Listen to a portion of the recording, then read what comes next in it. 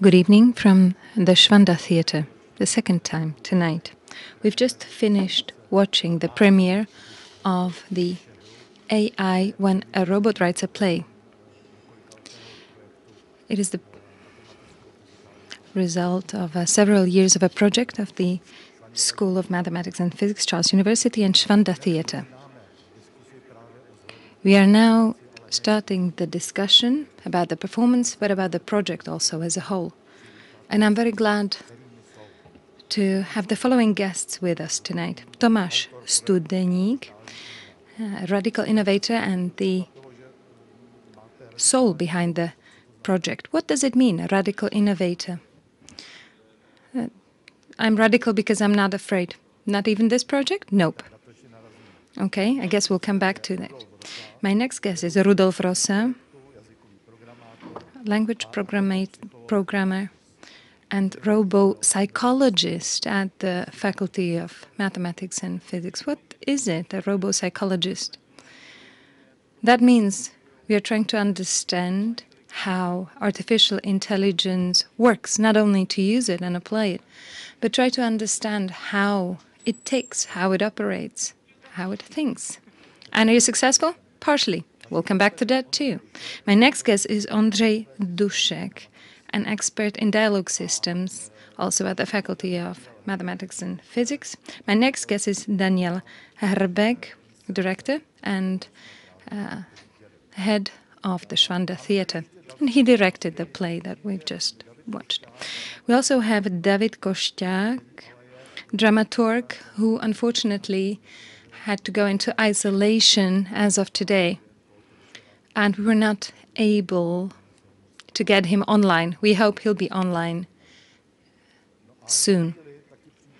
And in a moment, there'll be a special guest appearing. Actually, he's joining us now.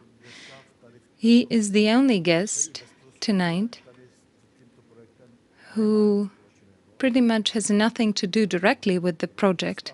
He's not been involved with the project, but truly is a guest. Jan Romportl, philosopher and expert in cyber science. And I hope you can help us move up to the philosophical pinnacle, move this debate.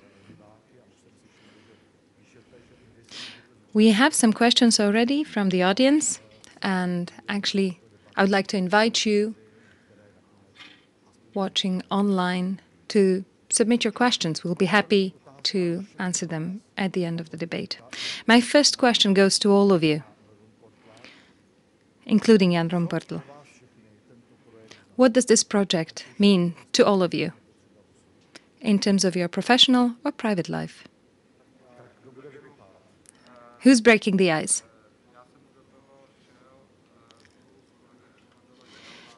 I joined the project together with my colleagues with the Švanda Theatre, and I saw it as a project which provokes me, irritates me. I did not really trust it, but I was also interested in it, and my curiosity was larger than my distrust. And I was wondering how it would evolve and how we would deal with it as humans, as human beings. So my reason was the question, the curiosity, the provocation. And what about the result? Well, it's up to someone else to judge. In any case, I've collected many new experiences in terms of what the script is like, what difference it makes when you're rehearsing this play and the play written by a human playwright. For me, curiosity was the main driver as well. I wanted to know how far we can get, whether we can generate something which makes sense, at least to some degree, or whether the people here in the Švanda Theatre can add some meaning to it. And I thought it was a unique opportunity, considering the centenary of Karel Čapek's invention of the word robot. Rudolf, to me, this to a degree fulfilled my lifelong dream, because many things come together in this project. Karel Čapek is a writer, artificial intelligence, research in language, theatre. These are all things that I love. And I'm very glad they joined together in one project in a, I'd say, meaningful way. Tomáš, what about you? Well, I started pondering these things when I realized that 100 years since the word robot was first used, actually it was first used in 1921, the word robot in a play by Karel Čapek. And I realized there was no ambitious project being prepared. And I asked my colleagues whether they would kindly invest their time and energy into this rather ambitious project. I saw this as an opportunity to explore what makes a human being. Often you hear that robots and AI will take on all the labor, they will wash the dishes and drive the cars and perhaps educate us. And often art is cited as the example of where human continues being human, and that an artificial intelligence can never be truly created. So perhaps this is the first attempt to experiment with an artistic discipline such as theatre, which is about emotions, drama, love, and so on. And supposedly machines, all zeros and ones, cannot do anything else. Well, perhaps they can bring some inspiration even into this area and be creative. What about Jan Romportl? You have no personal involvement with this project. What is your view as an outsider? Well, okay, a few moments ago this is the first time that I've just seen it, and I'm absolutely thrilled. Absolutely enthusiastic. So I'm not really objective, because for many years I've been a fan of neural networks. And this whole project kind of confirms what I have seen in development. I'm very glad that the guys put up this activity. Of course, many things are somehow weird. So if you want to hate this, you can hate it. But the hates are common even in people's communication whatsoever. And I have been experimenting recently, for example, with AI Dungeon computer game, which is generated by a similar system, and it is incredibly immersive. And the same immersion I actually experienced during this performance. So great. Just one comment, says David. I had the Ulice series playing on TV, and I was not really paying attention to it. And I think that the script of our play somehow makes more sense with what was happening in this soap opera. Because when I had the script with no comments or anything, and I looked into the text, I really thought that the quality of the script was better than the soap opera Ulice, which I mentioned. Perhaps this is no nice judgment on the soap opera I mentioned, but it does say something about the quality of the play.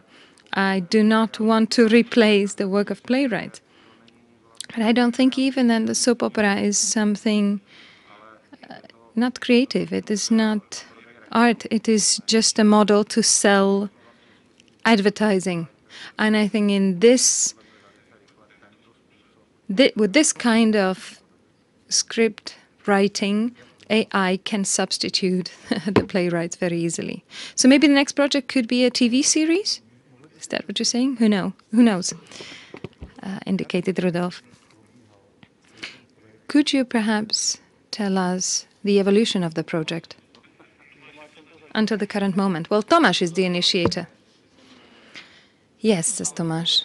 I sent an email to Rudolf back in May 2019. And we met in a cafe, actually close to the Švanda Theatre here in the Smíchov area of Prague.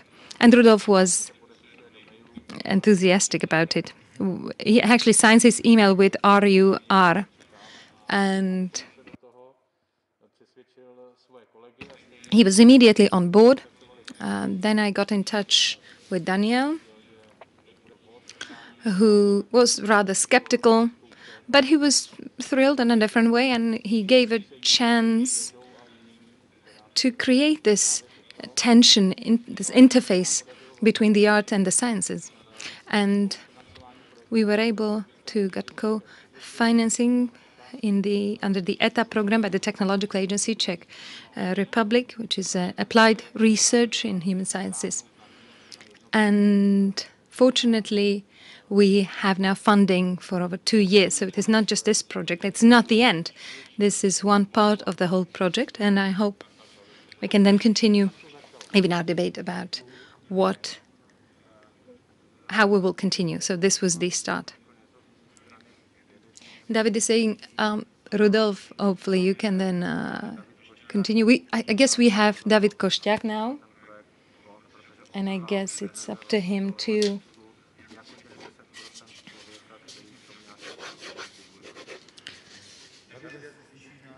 tell us what his human touch and human involvement was, the 10% that he put into this project. Lovely, great. David Košťák is with us, and you'll get the floor in a moment. Now it's to Rudolf. Yes, Tomáš came with the idea when a human could write a play about robots. Why couldn't a robot write a play about humans, ideally about Karel Čapek? So we talked about it, and we're colleagues with the colleagues from the theatre, and we were looking for what could be meaningful. So this is really not a robot which looks something like this, a robot with 2 arms or 2 legs writing the play. No, it is artificial intelligence somewhere in the server. You cannot touch it. It has no physical body. It is due to the fact that some 100 years ago or 50 years ago, when science fiction was very popular, everybody was clear that it will be robots who will be those super brains creating everything and being very smart. And actually, it's quite different, because the robots or the AI are, the machines are rather dull or stupid, and they are then manipulated by humans or operated by humans. The second thing we conceded from our ideas was the idea about Karel Čapek. There are other projects which are trying to imitate the style, let's say, of Karel Čapek or Václav Havel, but we did not choose to go down the path, not literally. The system has not been trained to write like Karel Čapek, but we tried to stay close in terms of the topic. In the next step, we got together some 6 people and the Faculty of Science, of Mathematics and Physics. We're all working at the Institute of Formal and Applied Linguistics. We all work with automatic text generation. And then we started playing with putting the system together. We use the GPT-2 model, and we just said, okay, let's try this one. It is good in generating news, for example, and news articles, but it was working quite well. And when you input part of the text, which mimics some drama or a play, it continues generating the script in this way. And we would then adjust the system that it would stick to some form resembling a theatre play and not something nonsensical. We then worked together with the Švanda Theatre to tune the system, because we are experts in language but not in theatre. So we had to learn how to be a playwright, what is important in a script, what is not important, what you need to have in a text which can serve as a script for rehearsals and for a show. And I guess we can now move on to David Košťák, and he can tell us about how he used the system to create the scenario and the script. David, the floor is yours. So right after having had the chance to experiment with the software, which we call Klikátko, the clicking machine, we saw that the computer is very good at generating. We were quite surprised at how good the dialogues were, generating the dialogues. And they were mostly based on associations. I say dialogues. It created dialogues and not really dramatic situations. One disadvantage of the things is the system is its visual imagery and imagination.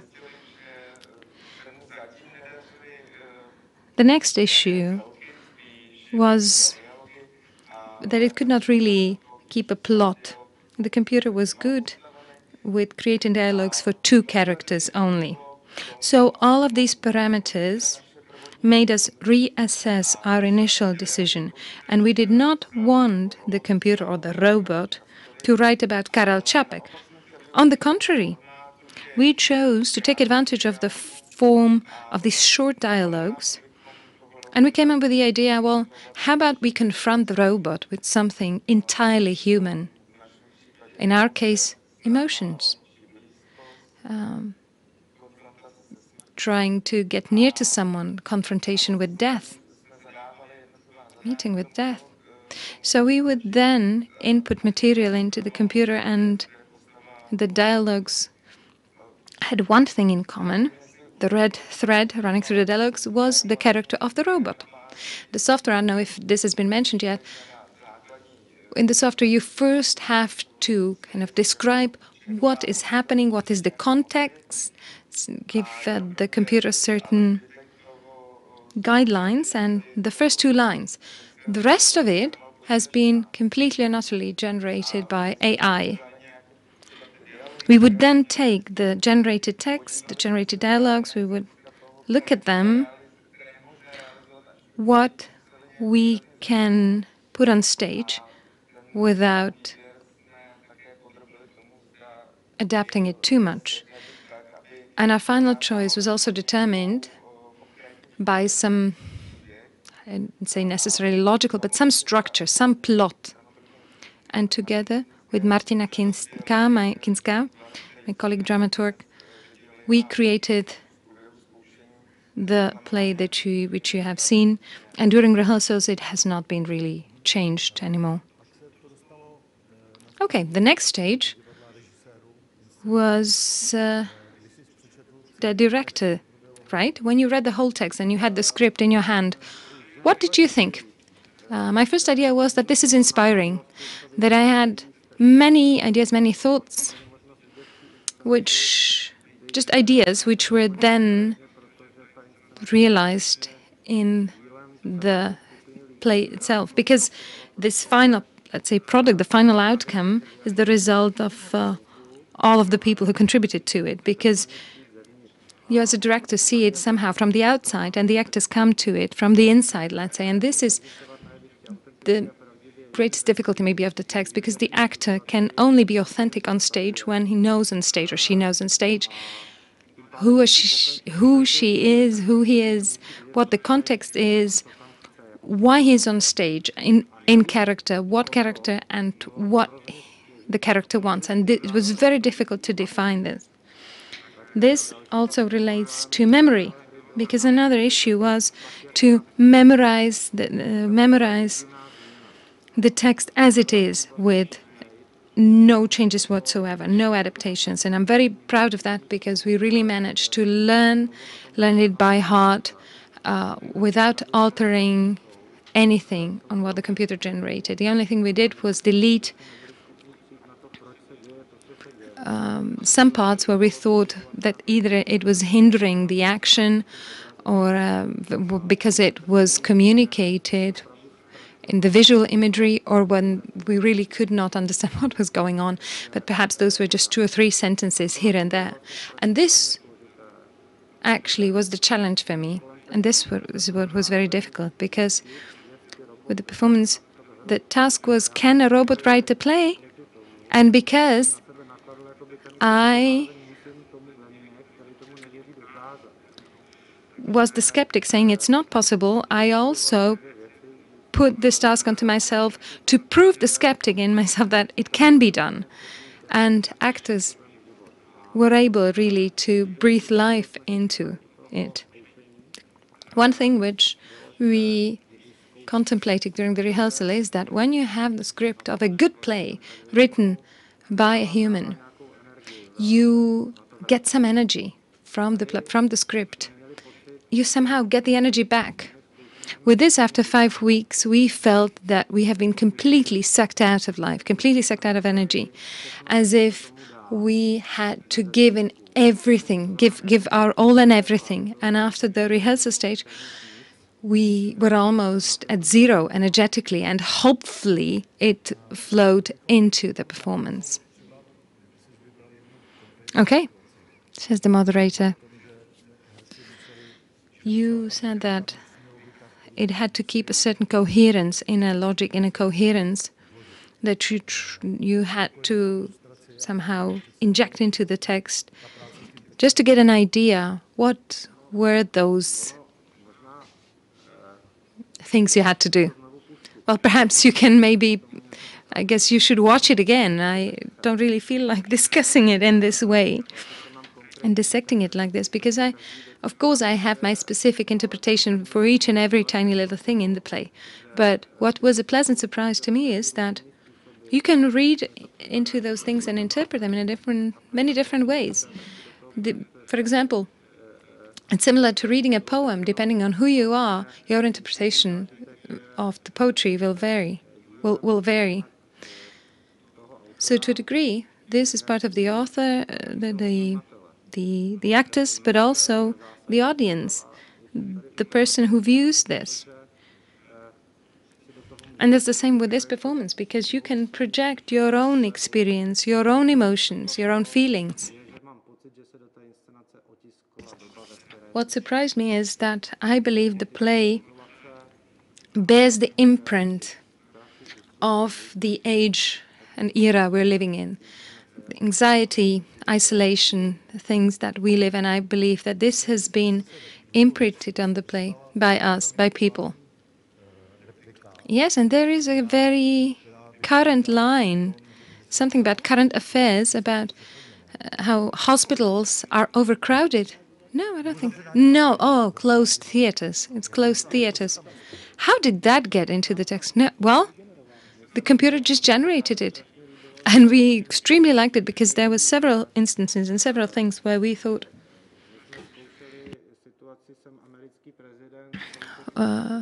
we even tried the situation. We were rehearsing. I am the section with I am the president of the USA after January 6th and the attack on the Capitol. But I don't know why or how the computer did it, but it was 100%. Like, yes, there is a boy who wanted to say, the student who says, I want to go to school. That was very much current affairs for me, says Rudolf. Okay, is there any line, any dialogue that for some reason you stuck in your head? Tomáš is saying, well, there are several of them. There's a reference to The Simpsons, which was, I believe it's Troy McClure, which is a prototype of a Hollywood star, extinct, beyond his fame. And David Košťák, I think, mentioned this. Both violence and sex would always somehow creep in or seep in. And at the end, together, the human and the machine walk somewhere into the sunset or into the future, something like that.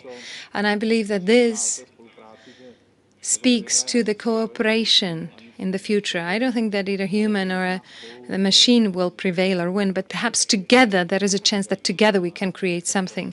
So this would be my reading and my message for the future.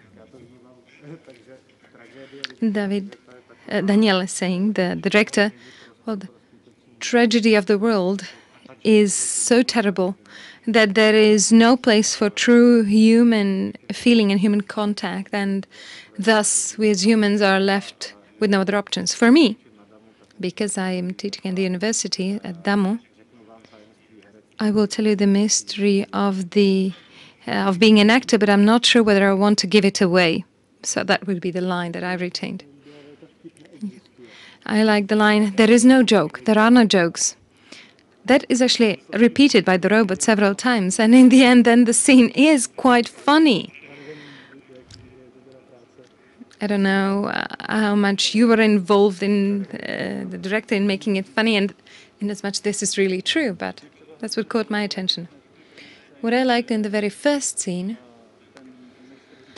where the author, the mister, says, "When I die, only robots will be left," that was quite chilling to me. And I thought, wow. And it brings me back to Karel Čapek, and, well, yeah, that's a line that was generated by the computer. David? I guess the one thing which stuck with me, and one thing that surprised me when working with the computer, had to do with the coordinates of the human finger. Because when I put the information that the gentleman asking euthanasia from the robot, I had no idea it could actually evolve in this direction. And this is where I think working with the machine, with the computer, can be really surprising. I guess if I had been working with a human playwright, he or she would not come up with an possibility like this, with an avenue for the plot.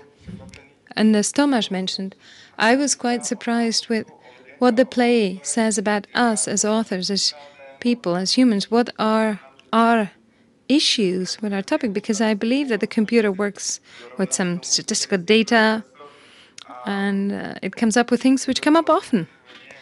And it actually mirrors how often we engage in violence or sex, or it's how often it is in script.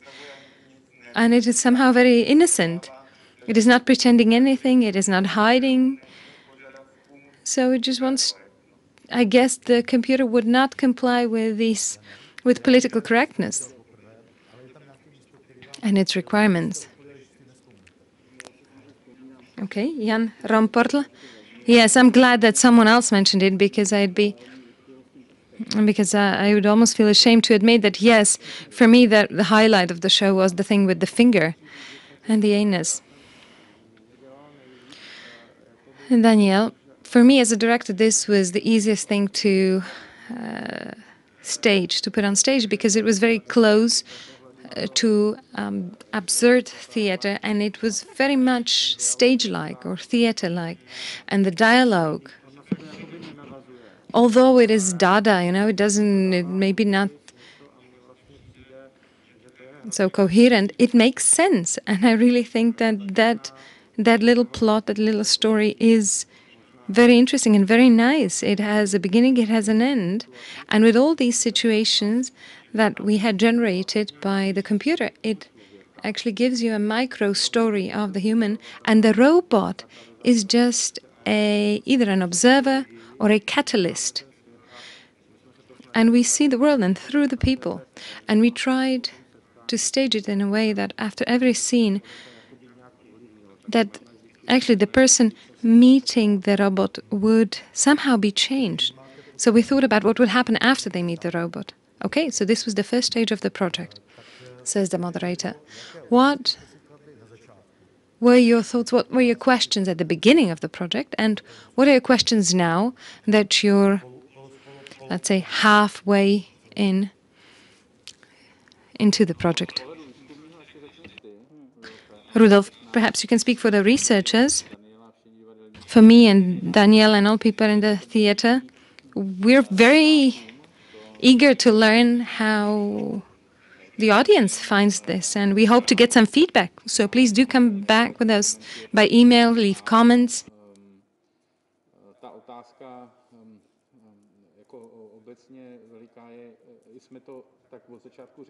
And the question that we've been living with is, okay, can a robot AI write a play? And I guess the project with the feedback that we're hoping to receive, and we had views not only from the Czech Republic, but it was premiered all over the world, and I hope we had many viewers from abroad. And already the first responses from you, well, do you think we were successful? Did AI write the play? And in terms of research, Rudolf? Of course, we were interested to answer the question, is it possible? Can we do this? Because we knew that, yes, with the models we have, we can generate text that kind of makes sense, is coherent. But a theater play is a whole different beast than what we usually generate as text. So we were wondering, can this be staged? Can it be performed by live actors? And of course, we were interested to know and to learn what people think about it. We see many issues as well. And we plan to work for the next 12 months. There will be the next play that will be premiered in 12 months. And maybe Ondřej can tell us more, because the systems will be improved. Well, I'm wondering whether we can achieve generate a plot, whether the computer can keep the plot somehow in mind, figuratively speaking.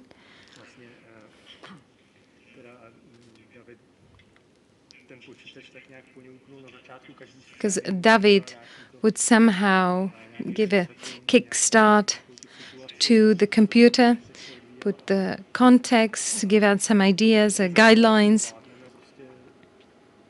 And I'm wondering whether we can just give, let's say, one setting, one topic for the whole play, and whether the computer can create a play as a whole and not just these individual scenes. This is quite an ambitious goal. And we'll see. We'll see whether we can make it happen. Daniel, several issues that we see. Well, a scenario, a script, a text for the theater is not written in dialogues, but in situations. And we are perhaps now teaching the AI based on basic situations, let's say adultery in many different forms. A guy enters his bedroom and finds his wife with her lover, and many different scenes. And so these would be like the basic alphabet of scenes that make up a theatrical play. A character saying something, but thinking something completely different. And this is something that eludes the computer. This is definitely something the AI cannot do at present stage. But I guess this is the way to actually generating a play as a whole. So at the moment, AI can write dialogues which can be put in a certain order by people, and if dealt with creatively, you can create the illusion or imitate, let's say, a play. And I'm being deprecating on purpose here, because I was quite public. I was public about my attitude at the beginning, but I was very surprised how far we can go. And the one thing I'm most interested to learn and to know is not whether we can do it in a year, but whether the principle, which I just mentioned, namely to teach the computer something else, to create the script based on a different foundation, a different system, whether we can do this. And if can do that, then I will start being afraid. David, yes, I'm afraid too. I share in the fear. But I think this has more to do with a more distant future, especially if we're talking about, let's say, dramatic play, some drama written with different situations. But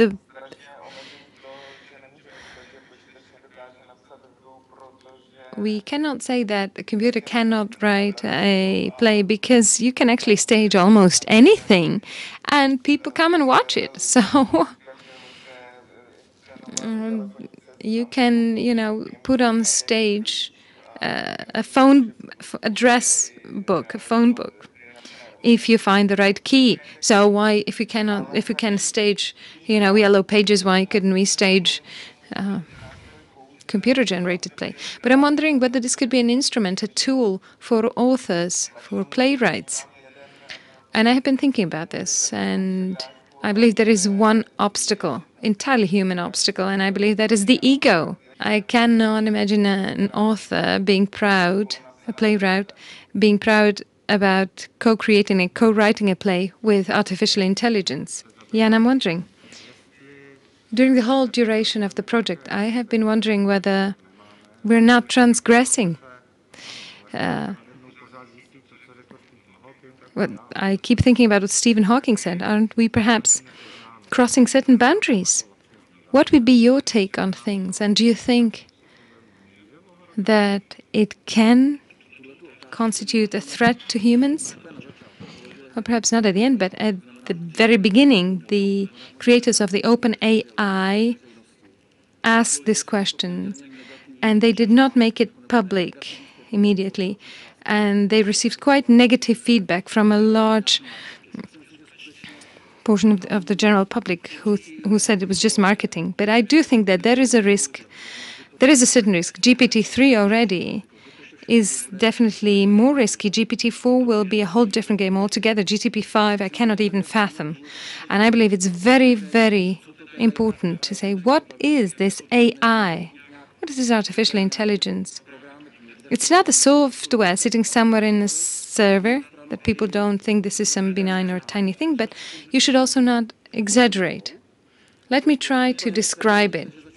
And I will try to describe it from a completely different area. Let's say you're trying to download a video from Rapture or Uložto.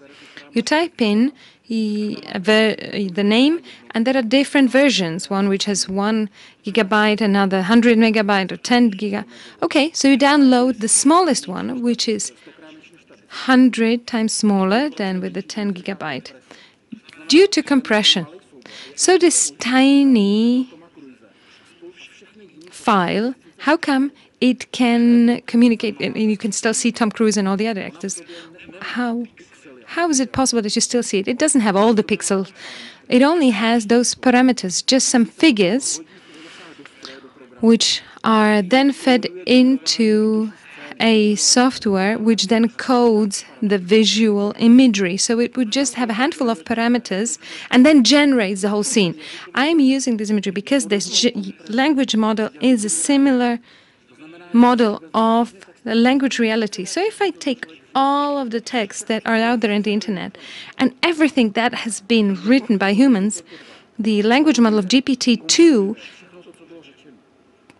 codes everything that has been said.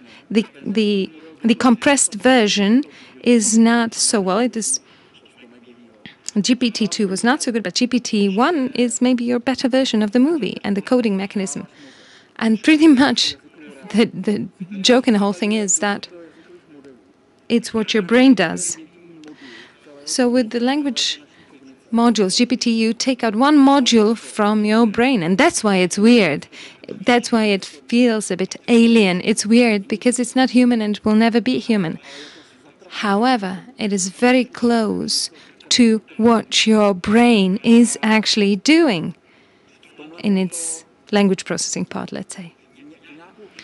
And at some point, it will cross human boundaries and human capacities. And maybe it has already crossed those boundaries, because with your human brain, you cannot process everything that has ever been written. The fact that it doesn't have any sensoric input by the body, it doesn't have any body, of course.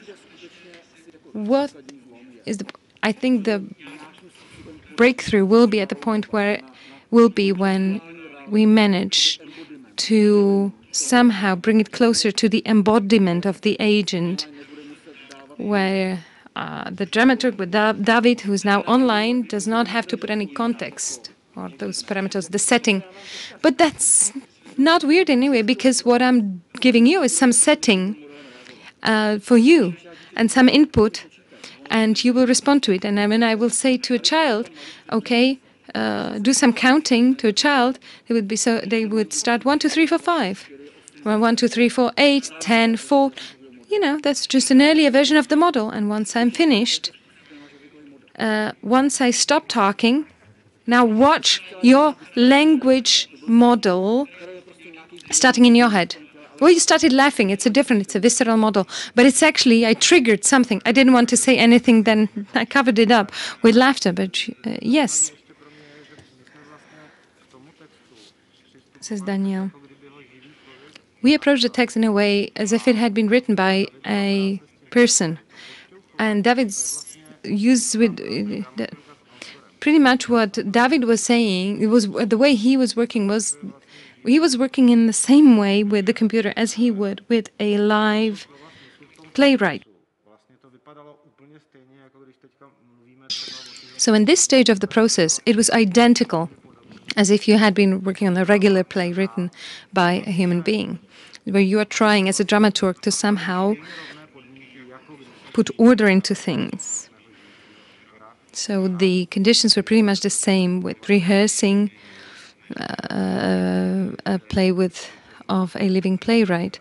And I think we were actually much more respectful to the script written by AI than many directors behave to living authors. Sorry, I missed the question. What about copyright? In terms of copyright, nope, this is a thing. It has been written by a thing. Because there is no intellectual property. But yes, it triggers a new question because, yes, the legal authorities and lawyers will have to start dealing with this because it does open up a lot of legal questions, a lot of legal issues. At the moment, I don't think anybody has dealt with it yet, and there are different viewpoints. Yes, it's quite a thing. It's completely new. And when, in the future, from what point on, says the moderator, can you say that the author is a robot or artificial intelligence? What should AI have extra that it could claim itself to be the author? First of all, a change in legislation. Because so far legislation gives rights to humans, perhaps to animals, but not to pieces of metal.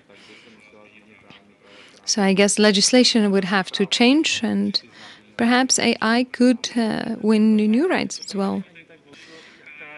That's a fundamental issue. It's not about AI, about how good, excellent it is. It's about how we view it as humans. I think when you read science fiction, you read Isaac Asimov or these writers, if they looked at what we have, they would say, of course, it's intelligent. It should have rights. It fulfills those ideas that we had, although the development went a different course, took a different course. Or people would say, no, artificial intelligence, it's not an entity. Or people will decide, yes, this is an entity that we recognize as an entity with their rights. But I don't think the artificial intelligence can initiate something by themselves. David, well, just like being triggered as with the language model, having the trigger, I believe that the basic difference between a living person, live person, and artificial intelligence and its authorship is that artificial intelligence gets the trigger from the outside. But the author, unless he or she is driven by some financial crisis, is often triggered by some internal needs and motivations.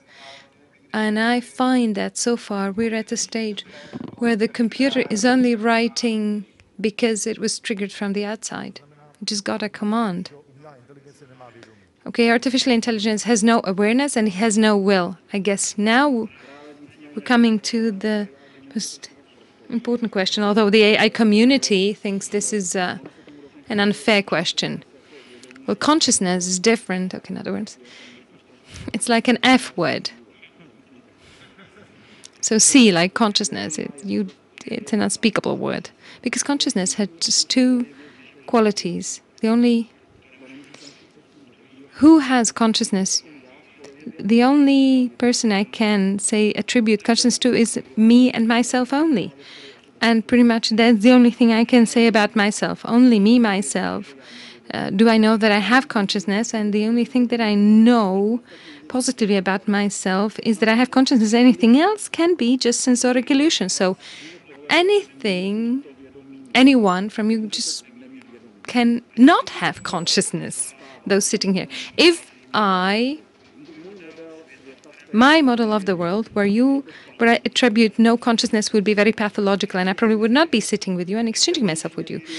From the evolutionary point of view, those humans who did not have this model went extinct. Because if you assume that others have consciousness, you can predict more easily how others will behave. But consciousness is quite tricky. And it has been pretty much banned from scientific discourse, almost, I'd say. But one more important thing. If we go back, let's say, 200 years, we had a white Euro-American civilization. We were not able to actually attribute consciousness even to, let's say, to the black community and to the blacks. So our ability to attribute consciousness is a function of the likeness. So we don't attribute consciousness even to animals. Let's say a pig is, with their hardware, so similar to a human being, but still we just kill it, eat it, no trouble. And now imagine that we should attribute consciousness to something which is so enormously unlike human, as a abstract language generating model of, sitting somewhere in the cloud. I think we're very, very, very far away from this. And, well, the one obstacle is that I cannot be sure whether you have consciousness as well. In dubia pro reo is my answer. From what I know about our brains is that these are extremely comprehensive computational machines which evolved for the compression of sensoric inputs and prediction of future reality. So it would compare and adapt sensoric input and prediction. And I have this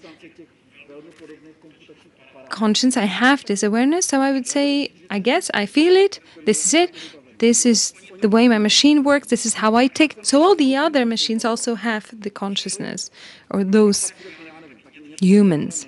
And I'd say the tree does not have consciousness because, and there are many different theories, and many different approaches, the theory of information, who believe, they say, okay, this is the borderline. This is the border between what has and what does not have consciousness. I believe the AI systems are already very comprehensive, and they already, I think, fulfill what you need to have to qualify for consciousness. So let's say the entity, GPT-6, will have a conversation with me. It will talk to me, it will tell me that it hates me, it loves me, whatever. It will have a meaningful conversation with me. If I dissect this, I would see a system that is even more comprehensive than the human brain. So I have all the evidence saying that this might have, for speaking for the case that it has a conscience. But I can only confirm consciousness in myself. So that's the only thing I can rely on. And I guess that is my starting ground. Do I have enough evidence to say that AI does not have a conscience? I think at the end we will not be able to bring forth the evidence for AI not having consciousness. And not conscience, but consciousness all the time, of course.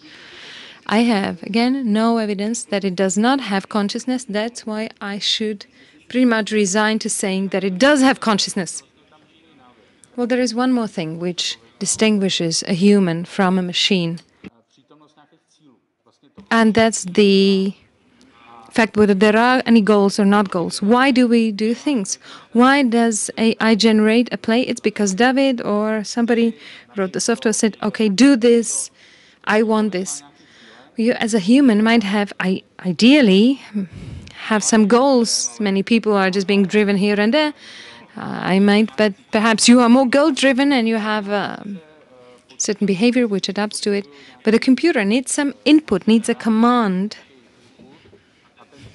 And only when they have this input do they perform a task. I don't know whether they can create the goal? Well, that is up to debate. The goal of each and every one of us is to minimize perplexity.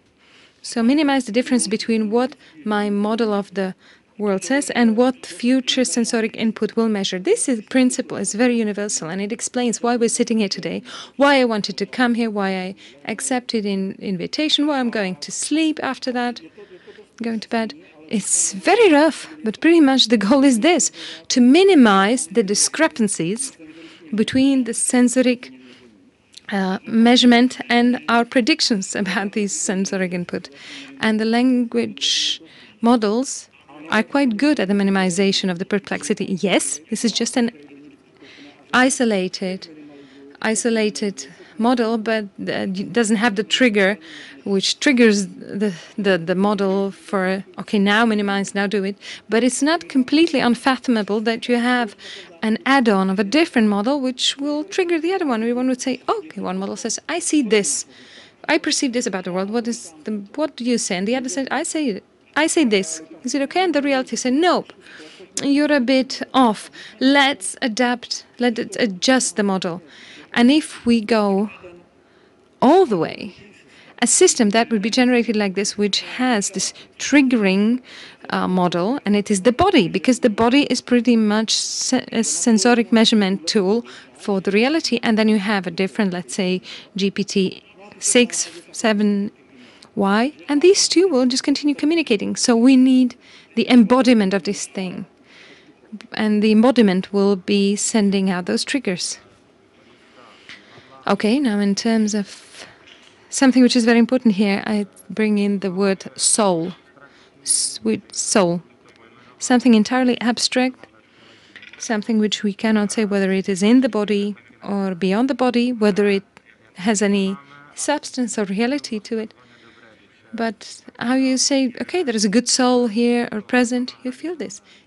Can this be substituted? Because I believe it cannot. So when we're talking about the body, about consciousness, intelligence, and so on, emotions. But then there is something finer, there's 21 grams.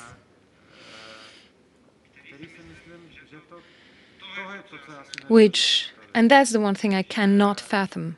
And I just cannot imagine whether that AI could possibly and ever have this. And I believe that it will only and always resort to imitation. I believe this is so human, but maybe that's just a myth. I agree, and I see your point of view, but in what I do, in my profession, it's extremely important, and without this abstraction, we cannot engage in the creative process. And if we're talking about creativity, now the question is, so what is creativity? Isn't it somehow just connected with this? Is this true creativity? Well, you pretty much provided your answer to yourself. It is, soul is a term from the instruction book manual on how to live. Let's say science is how the heavens work, and religion is about how to get there, and the soul is about how to live as a human. But it doesn't necessarily say anything about the ontological substance of the world. For example, I don't believe in soul. Over the past 20 years, I have transcendental mystic maybe, because I wanted to prove over the last when I started studying the AI 20 years ago, I wanted to prove it cannot do it, but I had to resign and say, well, it can do it, because I had to look for transcendence at the borders of time and space. If an explosion ended my life here and then, nothing would end, and not even soul. I don't think there is anything magical or mystical in the human brain or human consciousness. I think there are things. What is beyond the border of time and space? What was before that? There are more parallel universes. How many levels does it have? Those issues, this is where I find the transcendental meaning. It's terrible, but this body, this thing, I don't believe in soul. It's sad, but once it dies, it's gone. Oh my gosh. And robots. Well, pretty much robots.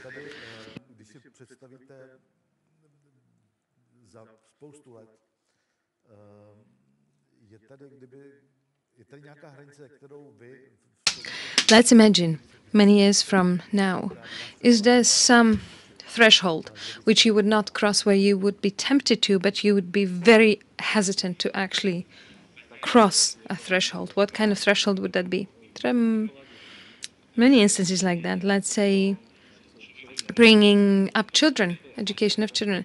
You are a complete amateur as a new parent, but still, you're not educated to do it.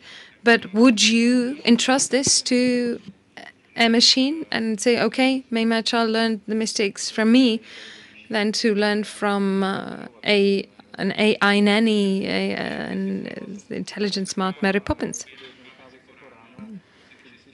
It's a simple thing as, let's say, brushing your teeth in the morning.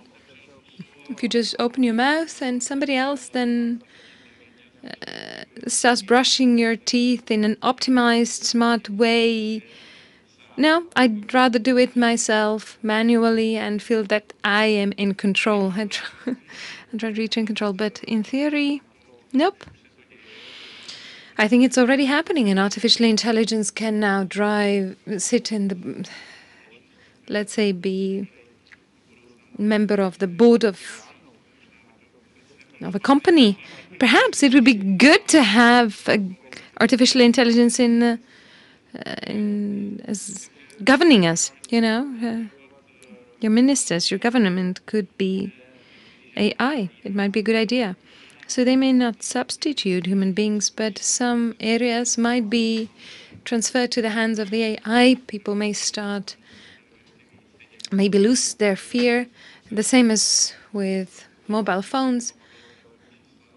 Even at the beginning, you would first retain phone numbers, but you don't retain them anymore. So maybe the same development will happen with artificial intelligence. Yes, you know, like, I don't know. I don't think there are thresholds. Sometimes you feel that there are some thresholds and the next generation just pushes them a step further, and there is no end to this process. I don't think that humankind will say one day, okay, it's too far, let's stop here. And yeah, it doesn't seem that we as humans would behave like this. We have the drive to expand the horizons and get something better. This seems to be stronger than that. How about our instinct of survival? The usage of AI today, I think that so far the humans have the final word. Because we do rely a lot on this, and we'd say, okay, we get advice, we consult from AI, we consult AI when I'm writing an email. Google will, suggest some wording and what to continue. And I get the option, I take the option, but I at least retain the control. I check at the end. And I'm wondering whether we might even stop doing that. And yes, there have been cases where people would have AI drive your car, and either it saves your ass or it kills you. But they refrained and gave up the control. People have the tendency to trust others more than themselves, and somehow this pertains to artificial intelligence as well. Daniel and David, what do you two of you have to say? David.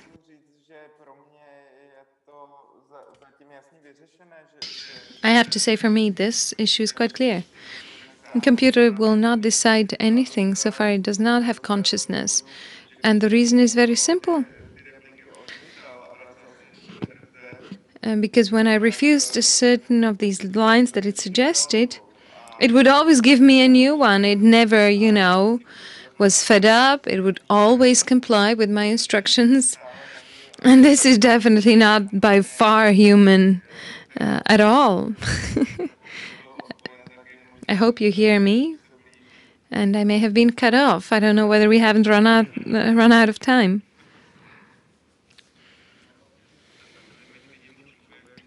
I see the threshold and the limitations in humans more than with AI. I'm afraid that there might be abuse of AI by humans. That's what I would be worried about in the past, more than AI actually running amok. Yes, this is important because we talk about narrow AI, one-purpose cognitive systems such as firing an brushing your teeth, driving a car, or general AI, which you don't have, but we will have in the near future, I guess. And this is a scale for where AI should or should not be present. What you said,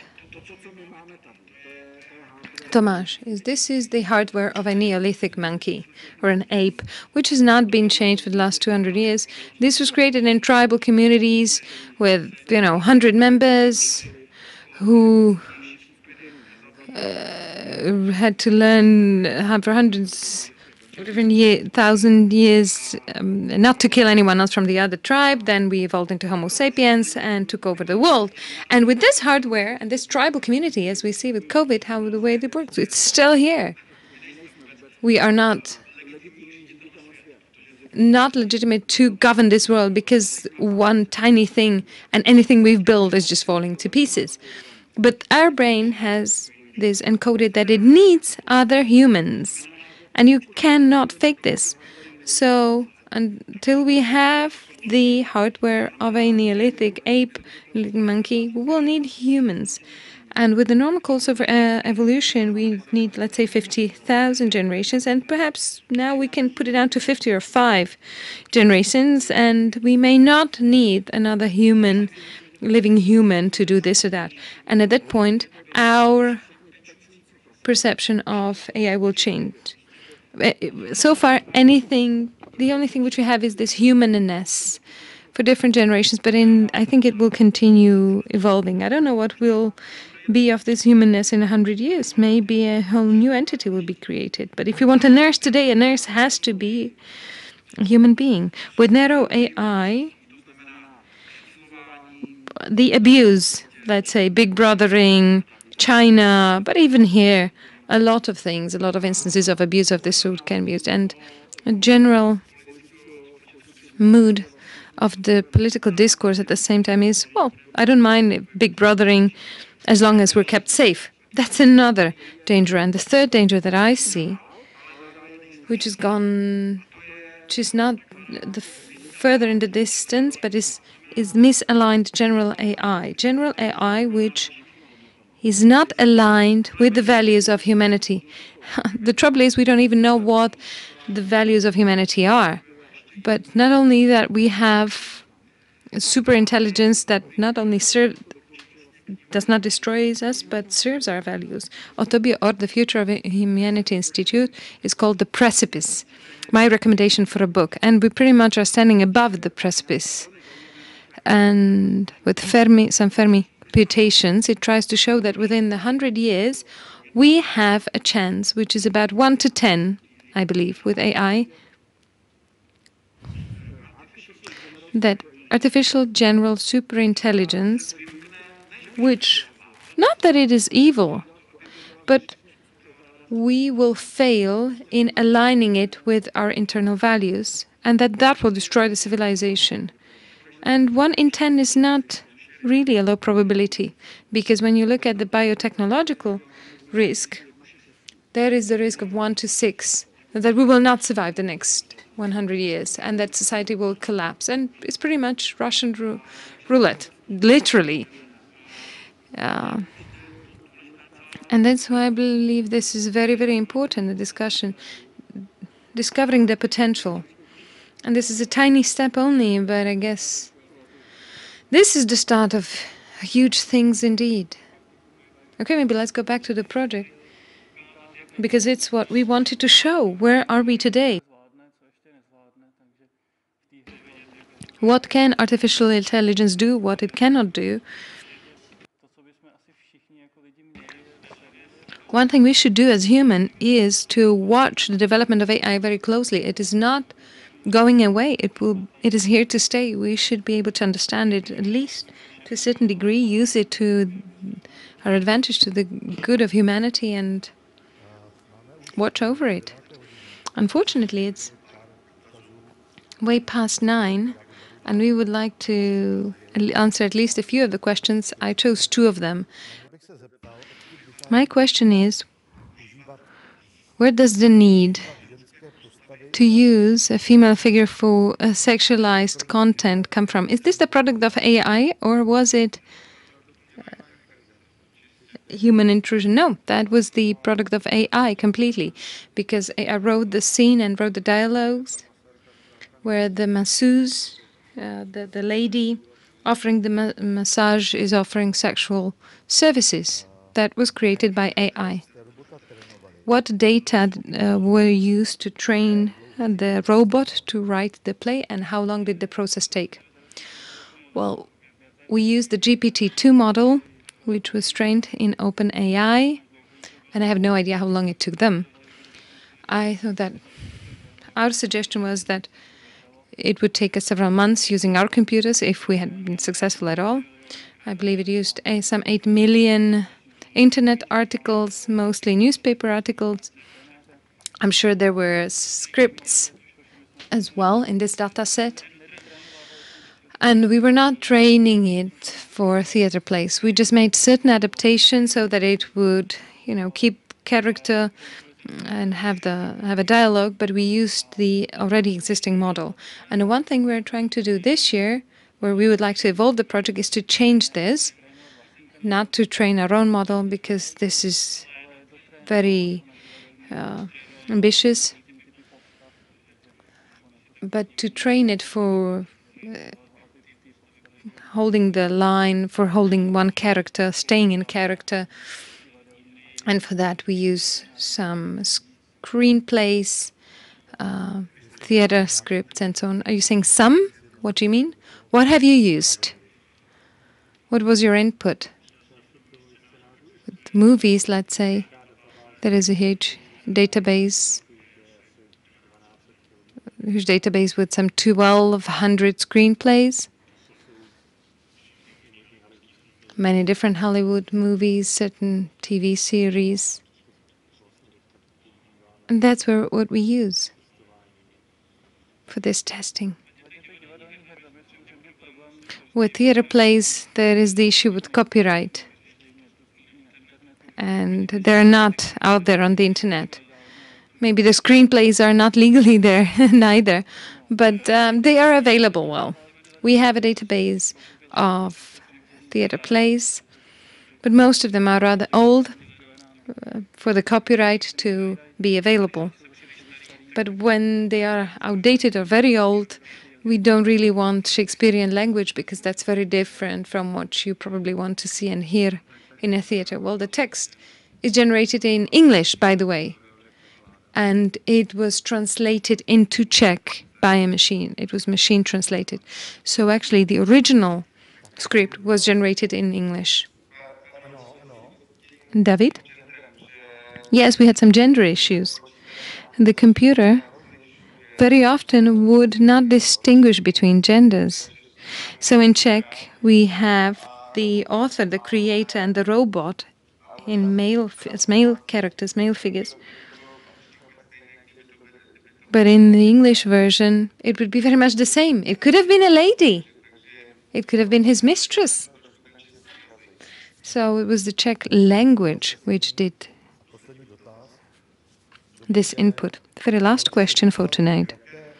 Good evening. What areas of mathematics were used during the creation process? I'm wondering, without logic and discrete mathematics, I guess you couldn't do a thing, right? I guess the main area which was used is mathematical statistics, or probability modeling, which is what the model does. The probability of the next word based on the previous text.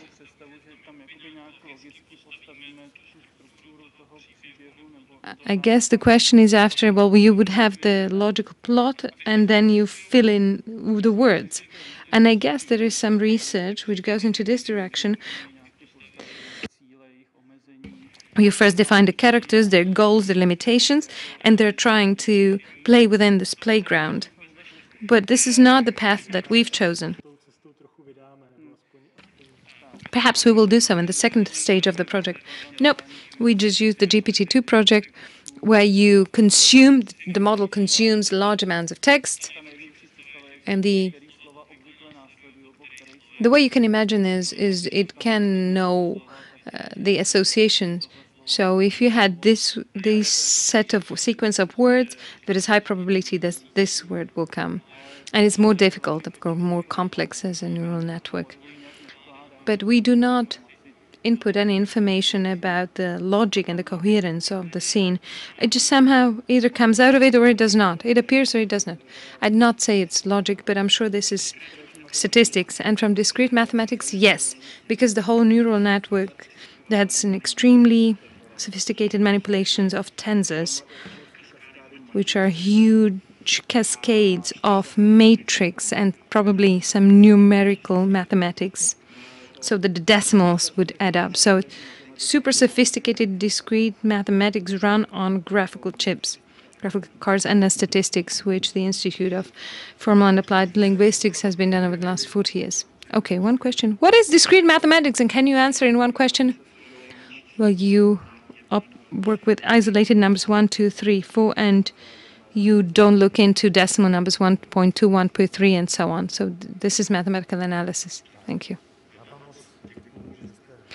Thank you very much for being here tonight. Thank you for coming up with such a great project. Thank you for making this possible. I was glad to witness the performance. May I? Actually, I would like to invite the audience, in case you're still with us. Thank you for being here with us tonight. And I'd just like to point your attention that both the Czech and English versions